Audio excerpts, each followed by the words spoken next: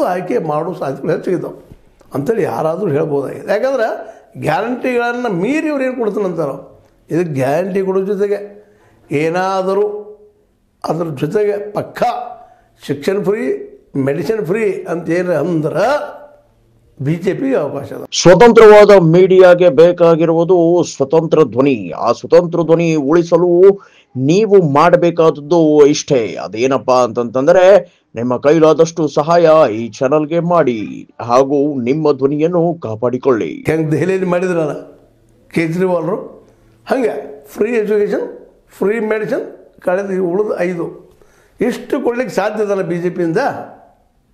ಇದನ್ನು ಇವತ್ತು ಲೆಕ್ಕ ಹಾಕುವಂಥ ಅದೊಂದೇ ಪರಿಹಾರ, ಮತ್ತೇನದಿಲ್ಲ. ಎಲ್ಲರಿಗೂ ನೌಕರಿ ಕೊಡ್ತೀನಪ್ಪ ಅನ್ನೋ ಗ್ಯಾರಂಟಿ ಕೊಡಬೇಕು. ವರ್ಷಕ್ಕೆ 2 ಕೋಟಿ ಕೊಡ್ತಾನೆ ಅಂದ್ರೆ ಕೊಟ್ಟಿಲ್ಲ ಇಲ್ಲಿವರೆಗೆ.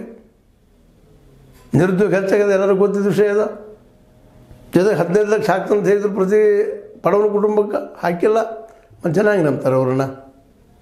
ಈಗ ಇರೋದು ಒಂದು ಹಾಗೆ. ಈಗಂತೂ ನೀವು ಏನು ಹೇಳಿದ್ರು ಬದಲಾಗ್ತದೆ ಅನ್ನೋ ಸುಳ್ಳ. ಮತ್ತು ಸಿದ್ದರಾಮಯ್ಯನವರು 2022ರಲ್ಲಿ ಯಾರಿದ್ದಾರೆ ಕೊಟ್ಟು ಹೋಗ್ತಾರೆ ಅವ್ರು ನಿಶ್ಚಿತವಾಗಿ.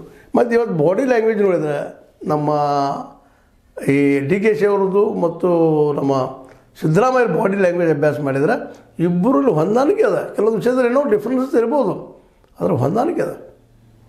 ಯಾಕೆಂದ್ರೆ ತನ್ನ ವೋಟ್ರ್ ಬಿಡಿಬೇಕಂತ ತಿಳ್ಕೊಂಡು ಒಂದಿಷ್ಟು ಒಕ್ಕಲಿಗರ ಕಡೆ ಡಿ ಕೆ ಶಿ ಅವರು ಇರ್ಬೋದು, ಈ ಸರ್ವೆ ವಿರೋಧ ಮಾಡಿರ್ಬೋದು.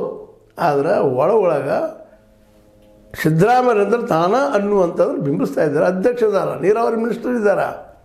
ನಾನು ಬೆಂಗಳೂರು ಕೈಯಾಗದು ಇಷ್ಟೆಲ್ಲ ಸೌಕರ್ಯಗಳು ಮುಂದೆ ಮುಖ್ಯಮಂತ್ರಿ ಒಂದಕ್ಕಾಗಿ DCM ಹುದ್ದೆ ಬಿಟ್ಟ, ಅಧ್ಯಕ್ಷಗಿರಿ ಬಿಟ್ಟ, CM ಆಗ್ಬೇಕಂತೇಳಿ BJPಗೆ ಹೋಗ್ತಾರಾ?